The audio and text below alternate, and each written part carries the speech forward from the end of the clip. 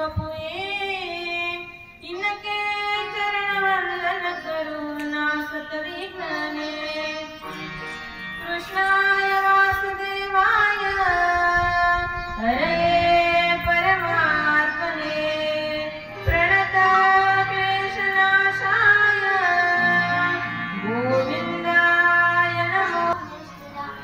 गुरु साक्षात् परब्रह्म तस्मै श्री गुरुवे नमः।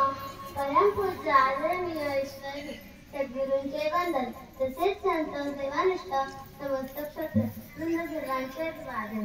महाभारतमध्ये असा एक प्रसंग आहे की ज्या वेळेला पांडव वनात जाण्यासाठी निघाले तेव्हा हस्तिनापूरवासी बोलू लागले, हे युधिष्ठिर महाराज, आम्ही पण आपल्या बरोबर येणार आहोत. तेव्हा युधिष्ठिर म्हणाले, अरे पूर्वासीनो, आपण माझ्या बरोबर येऊ नका.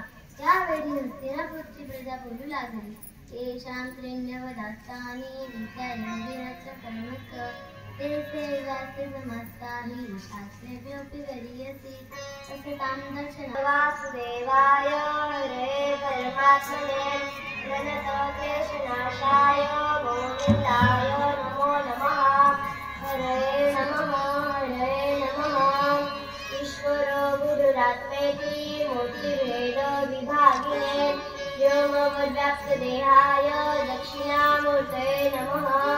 आदरणीय वंदनीय सर्वकाळ स्मरणीय गुरुदेव तथा समस्त गुरुभक्त वृंद सर्वांना कोटी कोटी वंदन।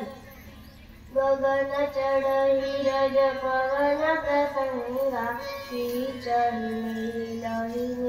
जल संगा साधु सदन सुखसारी सुमिर राम देवी गणिलारी।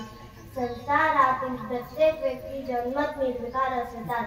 तन्मय तरुणी संततमी तव कर फल हरि भगति सुहाय तो बिन संतन काहू पाय। ह्या विश्वामध्ये भगवान व्यापक आहे. व्यापक असणाऱ्या भगवंताचे आपल्याला दर्शन होत नाही. जसे जमिनीमध्ये सर्वत्र पाणी आहे, आपल्याला जर तहान लागली असेल तर जमिनीतील व्यापक असणाऱ्या पाण्याने आपली तहान जाणार नाही. तहान जाण्यासाठी आपल्याला विहिरीचे तलावाचे पाणी हवे आहे. अथाह समुद्रात भरपूर पाणी आहे, परंतु ते पाणी आपण पिऊ शकत नाही. तेच पाणी वर्षा अर्थात पावसाच्या माध्यमाने आपल्याला मिळाले तर आपली तृप्ती होईल, तहान लागेल.